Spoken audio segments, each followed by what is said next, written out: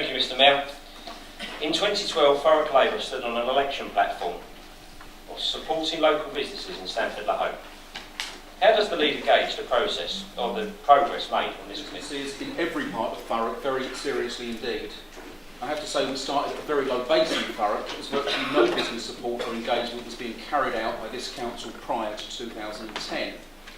Even more important that the council has raised its game over the last 3 years to offer support to businesses here in Thurrock, as the government has withdrawn regional support mechanisms and reduced services such as Business Link to little more than a national phone line and a website.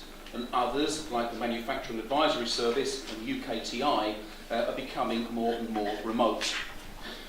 As for gauging progress, Mr. Mayor, I have to say that between April 2012 and October 2013, this council has organised 83 separate business engagement events. Over 2,000 businesses have registered to attend those events. There are businesses from across the borough and beyond, including 37 businesses based in Stamford.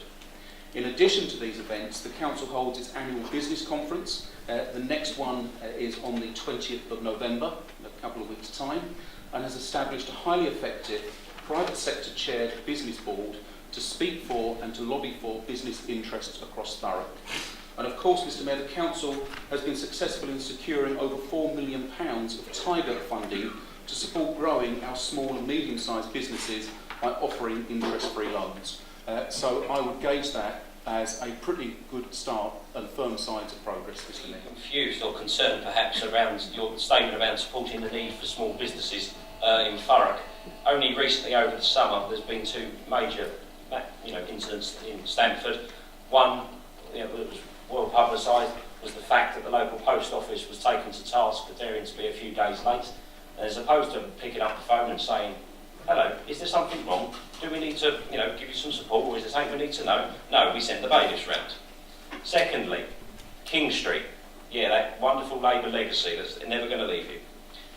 We have now got 22 new flats going onto the Sandpits car park, which will leave Stamford in a really bad way in regards to parking and local living.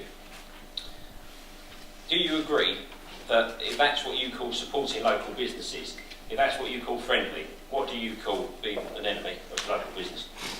Intervening to resolve that one. I intervene to resolve it rather than contacting the local press as Councillor Head did, because I believe in sorting these things out, not trying to make political capital out of them. And as far as the car park's concerned, I think we need to have a look at just what it is that's happening there. The council is receiving a much needed receipt of £350,000 for the sale of the land. As for parking is concerned, the scheme preserves parking provision of 100 car parking spaces that are already there and 61 cycle parking spaces. It sees the demolition of a derelict and vacant retail unit to be replaced by a new store built to BREEAM, very good standards, delivers 22 new flats built to lifetime home standards, a minimum of a third of which will be affordable housing through the Section 106 agreement. The unit to be demolished that forms the basis of the new development is actually owned by a long-standing Stamford-le-Hope retailer who is behind this development. Frankly, Mr. Mayor, this development is a really good example of the private sector mobilising and working in partnership with the council as the landowner to regenerate an important site within Stamford Town Centre. It's providing employment opportunities. It doesn't have a detrimental impact on the capacity or operation of local road networks or parking, and it represents a good example of high-quality contemporary architecture and sustainable construction.